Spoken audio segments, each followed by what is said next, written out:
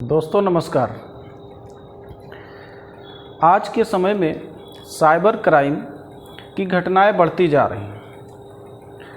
आए दिन अखबारों की सुर्खियां भी बन रही हैं। मोबाइल व कंप्यूटर से अनजाने में हम बहुत सी गलतियां करते हैं जिससे कानून के अपराधी बन जाते हैं। इसलिए आपके कैसे कृत्य पर कौन सी धारा लगती है और क्या सज़ा हो सकती है, इस वीडियो में हम जानेंगे। इस वीडियो का उद्देश्य केवल समाज को जागरूक करना है। दोस्तों, साइबर क्राइम रोकने के लिए पुलिस अब पहले से ज़्यादा मजबूत हो गई है। आरोपियों की पहचान करने के लिए अब पुलिस पूरी तरह से सक्षम है। डीजीपी ने पिछले दिनों चुनाव संबंधी तैयारियों के बारे में बैठक की थी, जिसके बाद उन्होंने यह जानकारी दी थी। साइबर क्राइम में आईटी एक्ट के तहत पुलिस कार्रवाई करती है। आईटी एक्ट में जुर्माने से लेकर उम्र कैद तक की सज़ा हो, जिसमें निर्दोष लोगों को साजिशन कानून में फंसाने के लिए की गई शिकायतों को सुरक्षित रखने की भी व्यवस्था होती है। लेकिन फिर भी कंप्यूटर, दूरसंचार और इंटरनेट यूजर को हमेशा सतर्क रहना चाहिए। तो चलिए जानते हैं किस अपराध पर कौन सी धारा लगती है और क्या सज़ा होती है। आजकल सोशल नेटवर्किंग वेबसाइटों, ईमेल, चैट वगैरह के जरिए बच्चों या महिलाओं को तंग करने के मामले सबसे ज़्यादा सामने आ रहे हैं। डिजिटल के जरिए किसी को अश्लील या धमकाने वाले संदेश भेजना या किसी भी रूप से परेशान करना साइबर क्राइम के दायरे में आता है।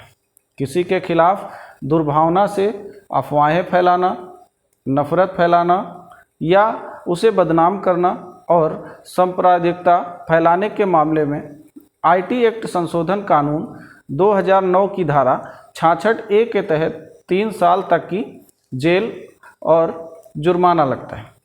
इसी तरह चाइल्ड पोर्नोग्राफी पर भी आईटी एक्ट संशोधन कानून 2009 की धारा 67B, आईपीसी की धारा 292, 293, 294, 500 और 506 और 509 के तहत कार्रवाई होती है, जिसमें पहले अपराध पर 5 साल की जेल या 10 लाख जुर्माना तथा दूसरे अपराध पर 7 साल की जेल और 10 लाख जुर्माना। आईपीआर यानी बौद्धिक संपदा का उल्लंघन, वेब पेज पर मौजूद दूसरों की सामग्री को चुराकर अनाधिकृत रूप से इस्तेमाल करने और प्रकाशित करने के मामलों पर भारतीय साइबर कानून में अलग से कोई प्रावधान नहीं है, लेकिन पारंपरिक कानूनों के तहत कार्रवाई की मुनासिब व्यवस्था होती है।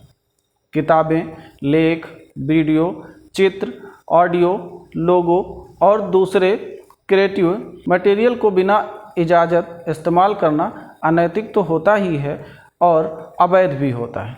साथ ही सॉफ्टवेयर की प्राइवेसी, ट्रेडमार्क का उल्लंघन, कंप्यूटर सोर्स कोड की चोरी और पेटेंट का उल्लंघन भी इस जुर्म के दायरे में आता है, जिसमें कॉपीराइट कानून 1957 की धारा 14 और 66B लगाई जाती है, जिसके तहत 7 दिन से 3 साल तक की जेल व 50,000 रुपये से लेकर 2 लाख रुपये तक का जुर्माना भी देना होता है। इसी तरह हैकिंग भी होती है और हैकिंग में भी हम जानेंगे। तो यहाँ पर हैकिंग का मतलब है किसी कंप्यूटर, डिवाइस, इंफॉर्मेशन सिस्टम या नेटवर्क में अनाधिकृत रूप से घुसपैठ करना और डेटा से छेड़छाड़ करना। यह हैकिंग उस सिस्टम की फिजिकल और रिमोट एक्सेस दोनों के जरिए हो सकती है। जरूरी नहीं है कि ऐसी हैकिंग के नतीजे में उस सिस्टम को नुकसान पहुंचा ही हो। अगर कोई नुकसान नहीं भी पहुंचा है तो भी घुसपैठ करना साइबर क्राइम है, जिसके तहत आईटी एक्ट संशोधन 2008 की धारा 43A, धारा 66 और आईपीसी की धारा 379 और 406 में कार्रवाई होती। अपराध साबित होने पर 3 साल तक की जेल व 5 लाख रुपए तक का जुर्माना लगता है। डेटा चोरी भी एक बड़ा मुद्दा है। इस पर भी हम जानेंगे कि क्या क्या सज़ा मिलती है, कितना जुर्माना होता है। तो इसमें किसी और व्यक्ति, संगठन वगैरह किसी भी तकनीकी सिस्टम से निजी या गोपनीय डेटा को चोरी करना, अगर किसी संगठन के अंदरूनी डेटा तक आपकी आधिकारिक पहुंच है लेकिन आप अपनी जायज़ पहुंच का इस्तेमाल आप उस संगठन की इजाज़त के बिना उसके नाजायज़ दुरुपयोग की मंशा से करते हैं तो वह इसके दायरे में आएगा। कॉल सेंटर, दूसरों की जानकारी रखने वाले संगठनों आदि में भी लोगों के निजी डेटा की चोरी के मामले सामने आते रहते हैं। ऐसे मामलों में आईटी एक्ट संशोधन कानून 2008 की धारा 43B, धारा 66E और 67C, आईपीसी की धारा 379, 405 और 420 के तहत कार्रवाई की जाती है।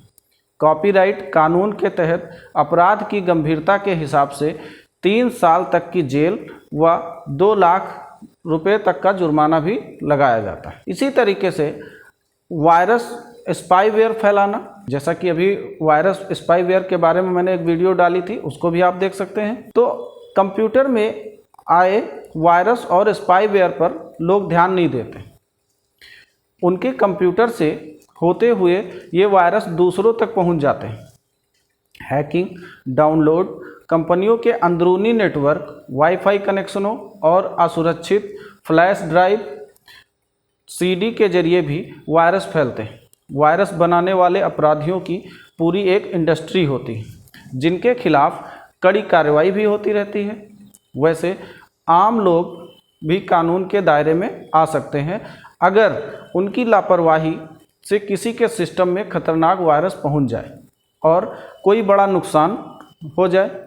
ऐसे मामलों में आईटी एक्ट 2008 की धारा 43C और धारा 66, वहीं आईपीसी की धारा 268 देश की सुरक्षा को खतरा पहुंचाने के लिए फैलाए गए वायरसों पर साइबर आतंकवाद से जुड़ी धारा 66F भी लागू होती है जो गैर जमानती होती है।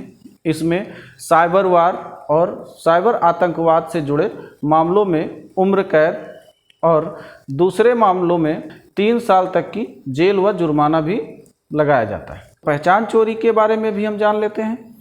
किसी दूसरे शख्स की पहचान से जुड़े डेटा व गुप्त सूचनाओं का इस्तेमाल करना, जैसे कि कुछ लोग दूसरों के credit card number, passport number, Aadhaar card number, digital ID card, e commerce transaction password, electronic signature का इस्तेमाल करते हैं और शॉपिंग व धन की निकासी कर लेते हैं। जब आप कोई और शख्स होने का आभास देते हुए कोई अपराध करते हैं या बेजा फ़ायदा उठाते हैं तो वह आइडेंटिटी थेफ्ट के दायरे में आता है।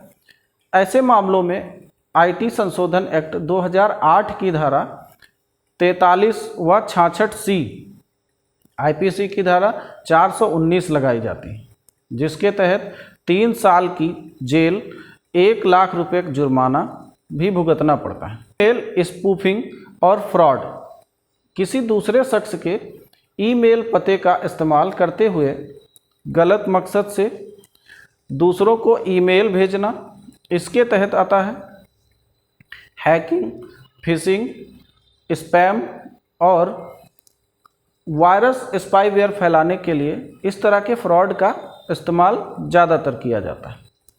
इनका मकसद ईमेल पाने वाले को धोखा देकर उसकी गोपनीय जानकारी चुराना होता है। ऐसी जानकारियों में बैंक खाता, credit card number, e commerce site का पासवर्ड हो सकता है। ऐसे मामलों में आईटी कानून 2000 की धारा 77B, आईटी संशोधन कानून 2008 की धारा 66D, आईपीसी की धारा 477, 419, 420 और 465 लगाई जाती है, जिसके तहत आरोपी को 3 साल तक की जेल और जुर्माना भुगतना पड़ता है। तो उम्मीद है यह वीडियो आपको पसंद आई होगी। सावधान रहें, सुरक्षित रहें।